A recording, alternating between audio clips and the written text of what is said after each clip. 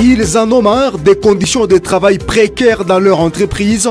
Les travailleurs de l'entreprise minière Lualaba Coppersmelt LCS ont assiégé l'hôtel du gouvernorat pour faire entendre leur voix.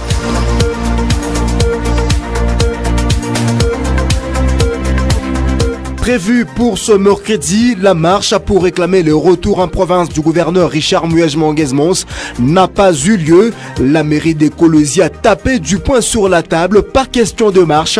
Une décision qui déçoit un tout petit peu les organisateurs de cette marche.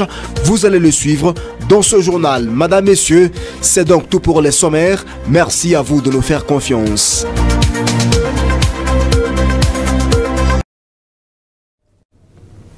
Nous avons la passion de vous retrouver pour un nouveau journal sur vos télévisions. Madame, Messieurs, une fois de plus, bienvenue. Premier titre de ce journal, difficile de se taire face aux conditions précaires de travail. Ce mercredi, les agents de l'entreprise minière LCS ont décidé de briser le silence. Ils ont assiégé l'hôtel du gouvernorat des provinces pour faire entendre leur voix. Ils revendiquent l'amélioration salariale, mais aussi la signature d'un contrat à durée indéterminée.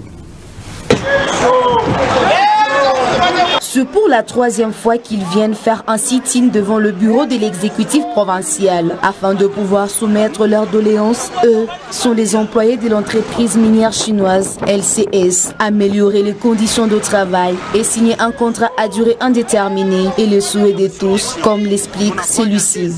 Il y a un problème de contrat CDI. Nous, jusque-là, il y a ceux qui ont déjà fait 4 ans, 5 ans. Ils travaillent comme des journaliers. On nous paye par jour. Nous n'avons pas de bulletin de paye. On nous donne des coupons, un papier là fabriqué. Nous avons besoin qu'ils rehaussent notre salaire. On ne peut pas travailler avec un salaire de base de 140 000 francs congolais. Moins de 100 $ comme salaire de base. Y compris les avantages, nous arrivons à 200 $, le mieux payé. Imaginez-vous, avec 200 $, la vie de Kolwezi, la vie est vraiment chère à Kolwezi. Nous produisons à une échelle là que vous n'avez pas idée. Et ce n'est pas pour rien que Kamoa nous a sollicité. Mais tout ça, nous n'avons aucun avantage, aucune prime. Prime des risques, prime de production, prime de pollution, prime d'énergie. Il n'y a rien comme prime. Prime de performance. Alors nous travaillons à la merci pour que les Chinois gagnent chez eux. Ce n'est pas normal, ça doit terminer. Retenez par ailleurs que c'est pour la énième fois que le travailleur des LCS revendique leurs droits. Jusqu'à ce jour, le responsable de la dite firme demeure toujours passif. Marche pour exiger le retour en province du gouverneur Richard Muyej-Manguez-Mons. La manifestation prévue pour ce mercredi n'a pas eu lieu. La mairie de Kolwezi a tapé du poing sur la table. Plus question de marche sur l'ensemble de la ville. Décision urbaine un peu décevante pour les organisateurs de cette manifestation. Jusque-là, ils étaient prompts à marcher, mais leurs itinéraires étaient parsemés par des hommes en uniforme pour réprimer la marche. C'est une déception pour ces jeunes citoyens. Ce que nous regrettons, il y a une dérive dictatoriale dans la province. Nous avons informé à Madame le maire, conformément à la disposition de l'article 23, 24 et 25 de notre Constitution. Mais nous avons constaté dans sa communication, il y a eu un langage très violent, tout en disant que les inciviques seront punis conformément à la loi. Or, nous avons informé, c'est conformément à la loi, nous regrettons. Ces jeunes réunis au sein de ces mouvements citoyens comptent poursuivre leur lutte. Nous restons vigilants, nous sommes déterminés. Et ce qui se passe dans la province, c'est vraiment déplorable parce que notre objectif, c'était d'informer le président tout ce qui se passe dans la province. Il y a la corruption. On ne veut pas que d'autres personnes puissent réclamer leurs droits. C'est ce que nous regrettons et nous demandons au président de rester comme église au milieu du village pour donner une solution salvatrice afin de donner un bon élan à cette province. Selon le mouvement Vetia, une autre marche est projetée en date du 25 juin 2021 à Kolwezi dans le but de faire entendre leur voix. Et puis, les vendeurs et vendeuses exerçant leurs activités mercantiles le long des avenues d'Ikouloué et Kilachi refusent de libérer cette emprise publique. Raison évoquée, le marché central de Manika ne peut le contenir. Patient Parker Kabamba. Enfin, les conducteurs des véhicules qui empruntent les avenues d'Ikouloué et Kilachi peuvent bien rouler après la réhabilitation de ces avenues sous financement du gouvernement provincial du Lualaba. D'autres, par contre, fustigent la présence des vendeurs sur ces avenues. Nous disons merci à nos autorités d'avoir songé à la réhabilitation de ces avenues, parce qu'à l'époque, on rencontrait plusieurs difficultés.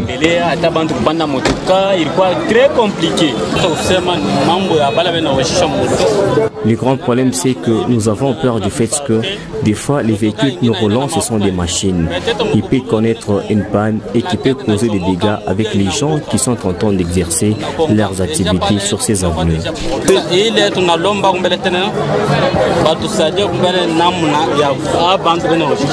De leur côté, les vendeurs ne peuvent pas quitter ces avenues qui leur semblent habituelles. Nous n'avons pas où aller. C'est pourquoi nous sommes en train de demander aux autorités, même s'ils venaient de réhabiliter ces avenues, qu'on nous laisse vaquer sur ces avenues, parce que nous sommes habitués, surtout que le marché ne peut pas nous contenir. Il y a d'ici là quelques mois, le bourgmestre de la commune de Manika a initié une opération pour entrer en guerre contre les marchands à la sauvette dans sa juridiction, y compris sur les avenues Kilachi et Maniema. C'est un bras de fer qui est loin de finir entre motocyclistes et leur structure d'encadrement. Les deux s'entre-accusent des violations des consignes, mais aussi du non-respect des obligations. Appelés à être des collaborateurs incontournables, les motocyclistes de la ville de Kolwezi et leurs structures régulatrices, en l'occurrence Amlou, Semco, Litemlou, se sont lancés dans une guerre sans merci. Pour les exploitants taxi-moto, ceux qui sont censés porter leurs doléances deviennent des éléments qui occasionnent la tracasserie. L'association est là pour nous sensibiliser, d'acheter les documents pour que l'argent là va dans le trésor public. Ils n'ont pas le droit de venir nous arrêter. Et ils vont nous arrêter avec le mandat d'arrêt ou bien l'ordre de mission. Mais à notre grande surprise, nous commençons à voir nos syndicats, les agents que nous avons élus pour aller plaider. Ils commencent à nous arrêter. Comment est-ce qu'ils vont nous arrêter? Est-ce qu'ils ont le droit de nous arrêter? Ils n'arrêtent pas tous les motards. Donc, ils ont une grande partie. Toutes ces accusations portées contre les associations d'encadrement des motocyclistes sont balayées d'un revers de la main par les présidents urbains de la SEMCO. Nous avons le seul document dont on appelle la numérotation des communes. Et par là, je vous dis, il n'y a pas encore passé un temps de recouvrement forcé. Motard, même pour acheter quoi, le permis de conduire, vous voyez que non, c'est un peu compliqué. Mais s'il peut être accidenté sur la route, on t'appelle, tu arrives, tu trouves le monsieur en question, n'est plus identifié. C'est pourquoi Madame le maire nous avait appelé, nous a donné l'arrêté pour donner obligatoirement à un motard sa carte de motard. À ces deux protagonistes d'accomplir ce qui leur revient sans bavure. Ils sont au total 4 sénateurs à avoir franchi les portillons du gouvernorat des provinces pour rencontrer l'autorité provinciale. Le chef de cette délégation des élus, Chikes Diemou, après la rencontre avec Masuka Saini, a lancé un message d'unité et de cohésion à toutes les communautés vivantes de la province du Lualaba. À mission parlementaire, 4 sénateurs élus du Lualaba ont été reçus ce mercredi 23 juin 2021 par le gouverneur intérimaire du Lualaba, Fifi Masuka Saini. Cette délégation composée des sénateurs Laurent Mouzanguissa, Mwami Godefroid Mounongo, Prince Kaumba et Chikes Diemou comme chef de la délégation. Plusieurs sujets ont fait l'objet de cette rencontre de haute portée politique et sociale, comme l'a affirmé Chikes Diemou, le chef de la délégation. Nous avons rencontré Madame la vice-gouverneure. Ce qui nous a frappé, elle a donné un peu le plan sur tous les domaines de développement. Elle s'est fait une idée nette de ce qu'elle doit faire comme travail. Il a été aussi soulevé que le Lualaba est notre maison. Ce travail ne peut pas s'effectuer si nous ne sommes pas dans une fraternité, dans la paix et dans la cohésion intercommunautaire. C'était le moment pour eux de saluer l'accueil de Fifi Masuka Saini et la vision précise qu'elle a pour le développement de la province du Lualaba, car souligne-t-il, les hommes passent et les institutions au reste. Nous pouvons privilégier cette cohésion du Lualaba pour l'avenir de nos enfants, c'est le plus important. Le reste, les hommes passent, les institutions demeurent. Ces élus, deux élus de la province du Cobalt ont lancé un message d'unité à toutes les communautés qui doivent vivre en harmonie pour le développement de la province. Tout le monde s'investit dans l'entente intercommunautaire, dans la cohésion familiale. Le Lualaba, c'est une maison.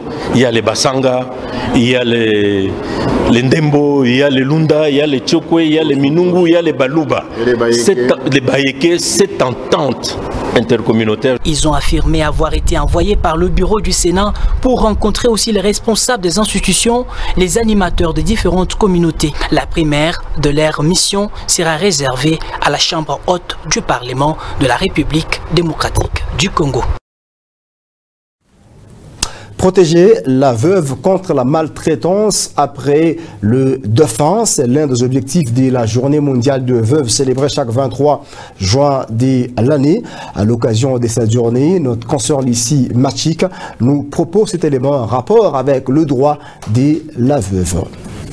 Les femmes qui se retrouvent soudainement veuves se voient refuser le droit à l'héritage, jouissent et sont protégées par le code de la famille. La maltraitance dont elles sont victimes est une coutume prohibée et contraire à la loi. La coutume contre les gammes est prohibée en droit congolais. Ne peut être acceptée que la coutume qui est conforme à l'ordre public, aux bonnes mœurs et à la loi.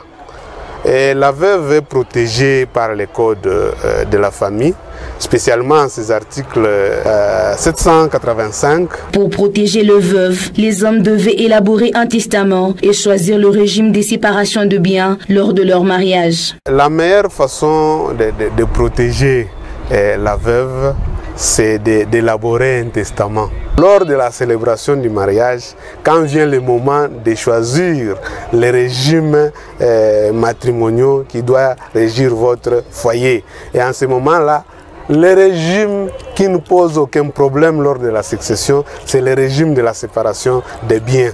Le gouvernement provincial, via son ministère des Affaires sociales, devait penser à vulgariser le code de la famille. Au ministère des Affaires sociales, famille et enfants, de devoir vulgariser les codes de la famille, surtout en ce qui concerne la branche de la succession, les chapitres relatifs à la succession. Il faut vulgariser la loi et les traduire même dans des langues locales. Ces pratiques sont infligées aux veuves par méconnaissance de textes juridiques. Et d'une journée à une autre, cette fois-ci, c'est celle en rapport avec la fonction publique. À l'occasion de cette célébration, notre rédaction a fait un constat sur la fonction publique dans la province du Lualaba. Cette dernière est butée à beaucoup de difficultés.